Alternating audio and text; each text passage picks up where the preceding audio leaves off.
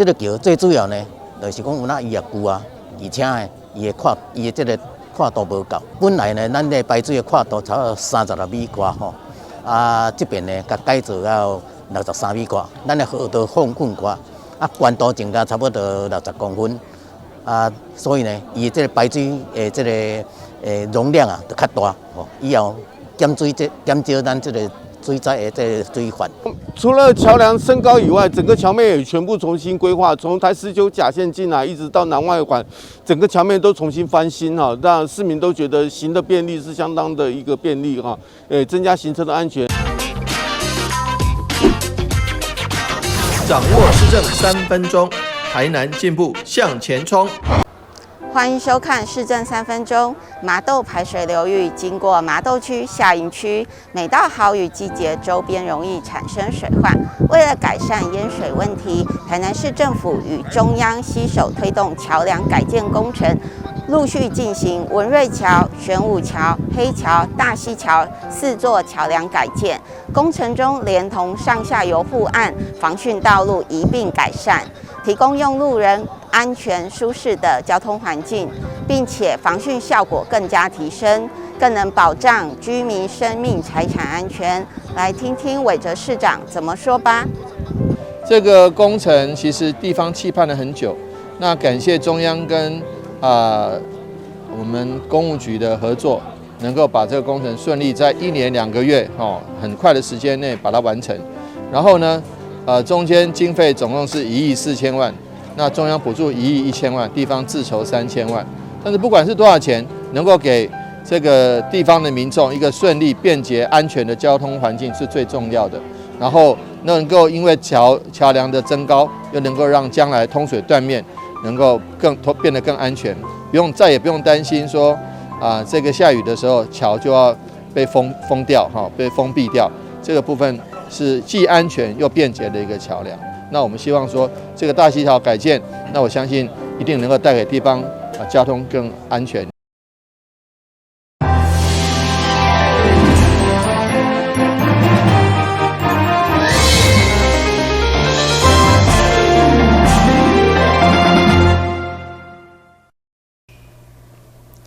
你好，是观众，欢迎收看中嘉台南电视新闻。下面有一连串的新闻报道，带大家做回来关心。台南市东区蓝天府元宵点灯祈福大典，自民国88年开办至今，已经有20多档的历史。一直以来，拢是邀请到地方首长担任点灯官，为人民祈福。尤其这2档来，世界各地受到肺炎疫情的扰乱，所以今年的点灯祈福大典，更向上苍祈求风调雨顺、国泰民安，疫情赶紧退散。现场每一位参与咱点灯祈福的事先献达里长议员状元，请你先。今仔真欢喜，会当来代表台南市187万市民来到咱南天府来点灯祈福，祈求国泰民安、风调雨顺，咱台南市民拢健康平安，会当持续加力尤其疫情会当退散，互咱百姓，咱的市民朋友会当平安，咱的生活恢复正常。尤其咱这个防疫工作过去拢做了真好，咱嘛希望讲这个疫情会当伫咱市民朋友防疫做了好的前提下，会当早日退散尤其咱的好朋友，大家会当身体健康，事事如意，平安顺利，大赚钱。好年行大运。今仔日也有请咱的台南市咱的大家长这个黄市长来甲咱南天府做祈福点灯的仪式一只啦，咱嘛是向咱咱大台南区所有的咱的市民恭祝大家新年快乐元宵节快乐一切拢事事顺利，风雨调顺我个丰收疫情会当远离，而且我代表台南市南天府委员会向大家拜一个元年祝大家今年虎虎生风虎年行大运。庙方除了邀请市长黄伟哲担任点灯官，民政局长江凌煌、东区区长颜灵通、议员蔡淑慧、王家珍、议员参选人曾之杰以及真侪东区里长，拢做伙出席点灯，为国家祈福。台南新闻赵秀伟采访报道。元宵节俗称上元节，嘛是一冬当中天官赐福的大节日。民俗专家廖大仪伫2020年，甲台南知名的连锁茶饮店，因为游学太子爷结缘，今年再度推出游爷平安钱1块发财金的活动。từ元宵节开始，连续3天，民众只要到店来打卡，就用抽一个，总共1000个，其中99份，还佫有100块的开运红包，甲1份的游爷虎年限量的纯金金牌。因为我们今天我们的店老板，他跟游学太子也有一些结缘，那所以才在元宵节的时候办这样的活动。那我们这3天，从今天开始15号到17号。然后会有一个发放发财金的部分，里面会有一些折价券跟99份的100元的现金，那还有一个最大奖的是金牌，对，那就是欢迎大家来踊跃参与。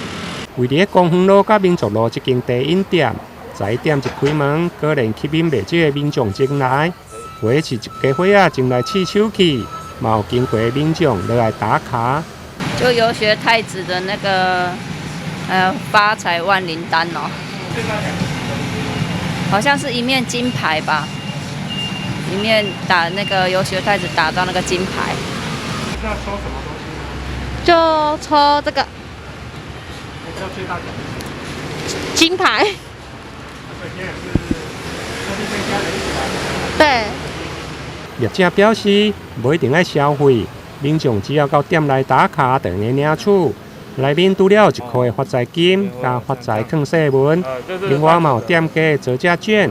加99份的100元红包，以及一个限量的游爷虎年的金牌，希望会用甲民众来结缘。台南新闻林根采访报道。台南市议员杨忠成最近接到卖酒的业者申请，因为收到市府经发局的函文。表示无登记工厂申请立管的最后期限，将伫今年3月19到期。如果厂商无申请立管，将依法停工，或者是断水、断电、拆除等，引发真侪厂商的恐慌。原以工厂管理辅导办法28条之9的规定，因为内面有真侪限制，对着地主甲承租户无共人的状况，根本就无法度申请立管。出租的地主本身是不能申请纳管，所以他对我咧讲这，就是这个重点，就是讲我业主甲这个地主，阮是分开的，不是同样地主跟业主是同一个业主安尼啦吼。这个事业落去做了。你就是袂当随便变更到你的主体啦吼。第二，就是也袂使变更到主体的负责人啦。这个负责人毋得多活有20档啦吼。若活无20档，伊若请3档2档，伫当时要出意外巧的，都除非着伊的子女有从事这个行业，伊的子女来接啦吼。若无，这也袂当。去迄个变更事业主体的负责人啦吼。对此，主管单位市府经发局表示，依照109年3月20实施的新修订工厂管理的辅导法规定，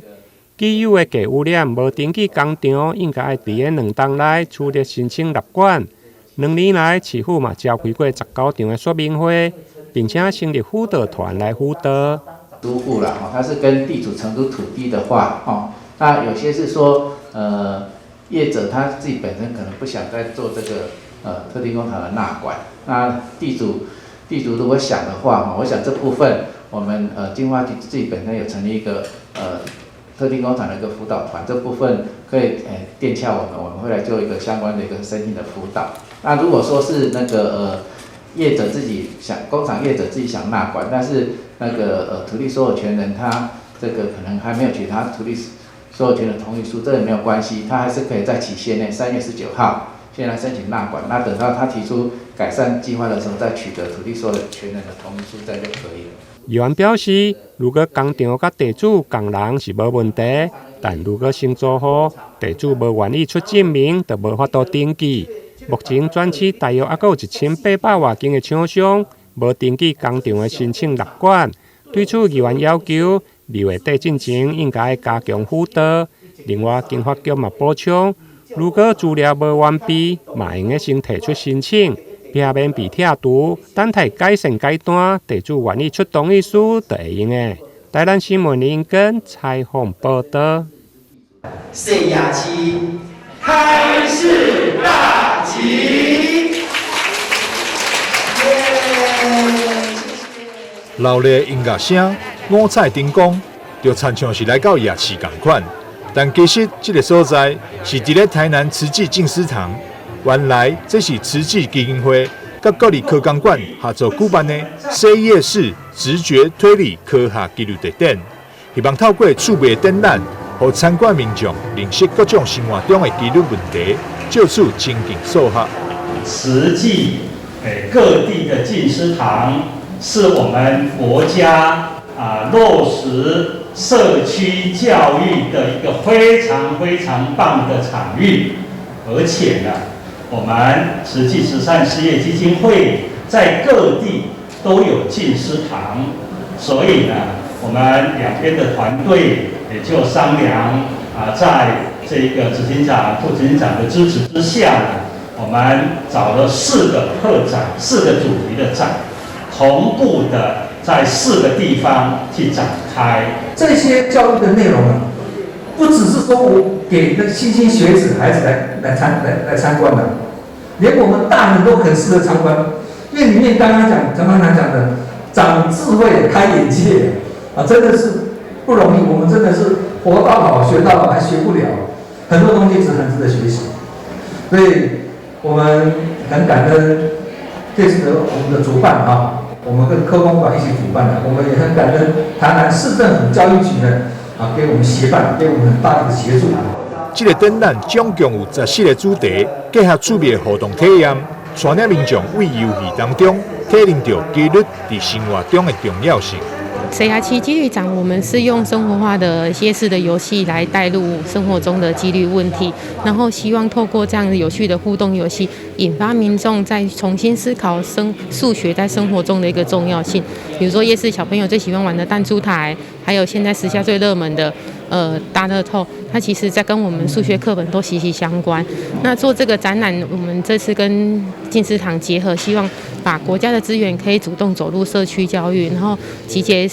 附近邻近的学校，还有附近的居民，可以有机会都一起过来共襄盛举。世夜市直觉推理科学纪律特展，展期为即马开始，一直展到8月底为止。主办单位欢迎各级学校免费预约参观，做伙为游戏当中认识所害纪律问题。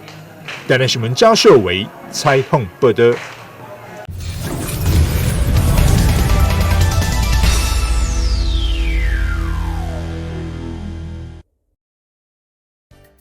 在媒体发达、资讯爆炸的现在，假讯息充斥在我们生活周遭。无论哪一个年龄层，都需要透过学习培养媒体识读的能力，以免受到错误资讯的侵扰。所以，中嘉宽频、双子星、三冠王今年111年开始，持续和成大、新楼等医疗院所合作，预计巡回社区举办12场媒体识读课程。今年第1场适逢元宵节，宣导团队邀请65岁上长辈来到北区仁爱里活动中心。虽然气温骤降，不过大家都出席踊跃，气氛相当热烈。这个嘛，对，好，对啊。那这些我们就来实验，我们3-4个小时，如果都在滑手机，都在看电视。那书笔也是那个寒假的时候加一加，其实真的都跟学校的时间是差不多的。那所以说，如果你们接受的讯息都那么多，比占那么高，可是如果你都是接受错误的讯息，那是不是就很完蛋了？所以咱讲要强调媒体识读很重要的原因就是安尼。根据国家发展委员会108年针对个人家户数位机会的调查报告，65岁以上长辈收到不确定消息完全不会查证的占60%，是最高比例。所以如何加强这方面的媒体教育，正是长辈所需要。其中仁爱里成为社区长照站，每周规划2节课，除了健康促进以外，类似食品安全、养生保健的消息，知道如何分辨真假，甚至前往事实查核中心等网络平台来查证，相当要紧。对的，不对的，你有时候真的是会被一些耸动啊，被一些好像很吸引人的东西，你会被吸引。但是有一些正确的判断对大家安全啊，对大家正确性真有帮助啊！媒体如何运作啦，真假信息的辨别对里面对希望大家拢多角度的看比较能够使视野较大比较能够辨识真假台湾迎接超高龄社会，除了刺激长辈愿意走出来社区活动，帮助他们活到老学到老，也是生活安全重要的一环。终结假消息，赞！记者郭文吉、何乔邦台南报道。